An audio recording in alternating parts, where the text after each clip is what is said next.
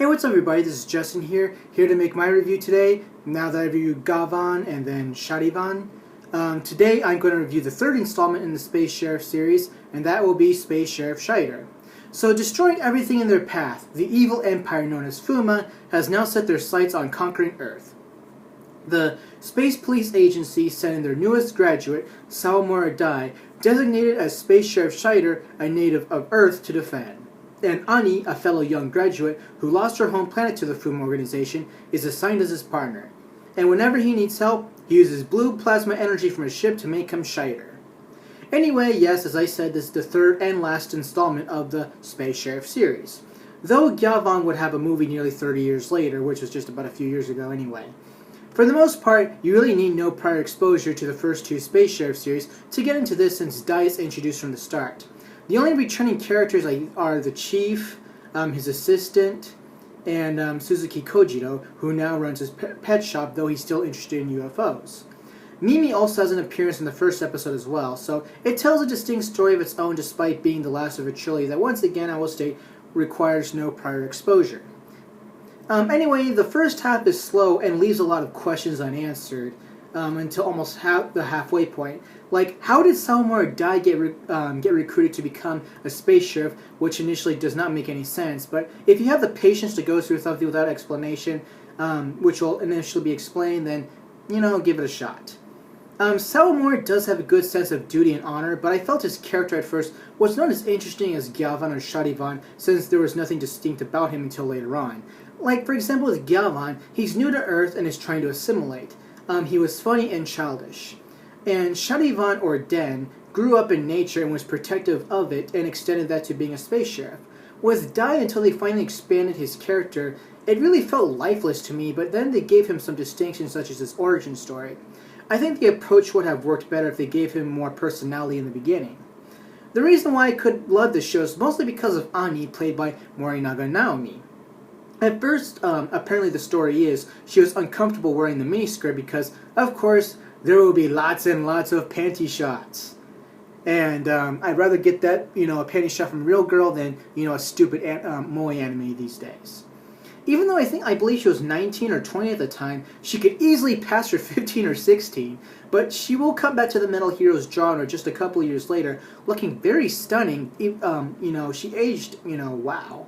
Looking very stunning and still in that miniskirt, with lots of panty shots.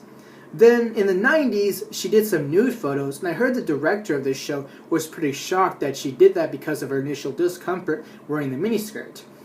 Compared to Mimi and Lily, Ani is very actively useful as an assistant, and seeing that she has a past where she's lost her home, she comes across as more motivated to me than Dai. She's very useful in the action scenes, which I will get into later. I really like how they also expanded on Kojiro's character here and there. He's still the same, but I feel that he's really not that directly involved as he was in the first two series, but they give him more involvement later on. But he's still Officer Omori to me in Kinpachi-sensei. I need to review Kinpachi-sensei one of these days. The villains are also interesting. They do demonstrate a sense of patience, like trying to brainwash kids to doing their bidding, and then when they become adults, they can help them take over the world. I mean, if I wanted the world, I'd fucking take it with everything, like, right away. Like Tony Montana.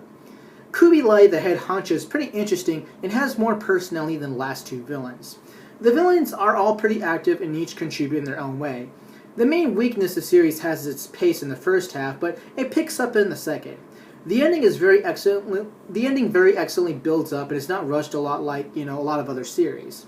It's just that the main character, even with his development, just lacks a certain kind of charisma that Gavan and Sharivan have. But the supporting cast makes up for it. And I also think that kind of disturbed me was there's this one episode where the Fuma control a little girl actress, and they made her a very bad person, and they make her very bad to the point where they show her actually abusing animals. I'm like, shit, this is some pretty extreme stuff. But still, I rate the story and characters a 6.75 out of 10. The action is still very excellently choreographed both in and out of costume, and I like how they do the interdimensional battles and they put more functional use to them. Like in Gavan, they loosely grew up the monsters, while in this series, you will have that series in more of that in a frequent sense.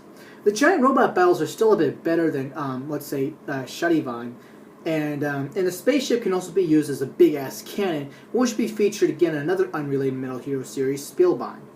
The fighting is pretty intense and is a lot of fun. I really enjoyed the scenes with Ani. Despite her beautiful face and her petite size, she fights and she fights fierce. I mean, nobody better rape that woman. I always enjoy the fights with her a lot, and her scenes definitely give her that distinct use compared to other female characters in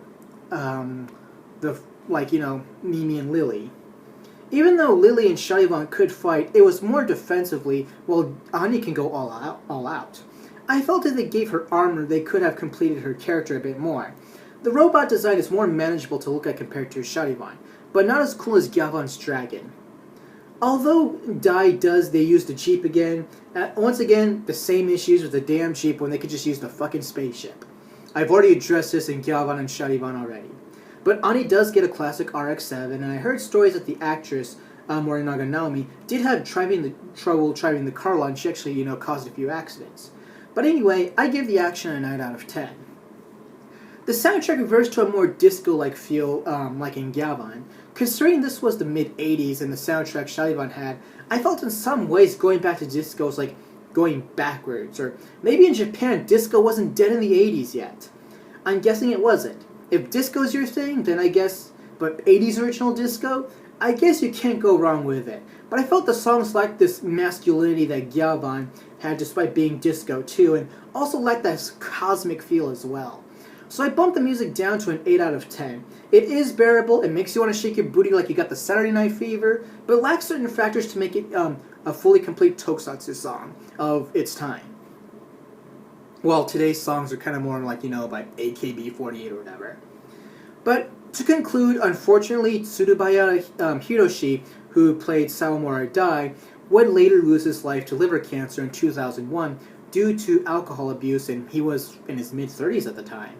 And yes, he was related to Tsurubaya Eiji, who created Ultraman and also co-created Godzilla. Because of his grandfather's legacy, he appeared in numerous Ultraman shows. I understand there is going to be a remake movie, and they will bring back Morinaga Naomi, but who has retired since 1998. And I'd like to see how she looks now. I mean, does she age well? Is she like one of those, Japanese women who can still pass in their 20s or something? And as you can see, this series is also used as the main character suit in Season 2 of VR Troopers. Despite, that virtual reality has nothing to do with this show, but I will give the whole VR Troopers thing when I review Metalder next week, and which was also the basis of the first season of VR Troopers. So I'll finish my review of Shaider with an overall score of a 7.6 out of 10, and next week, look forward to my review of, what was it called? Yeah, Chojinki Metalder. Alright, see you later.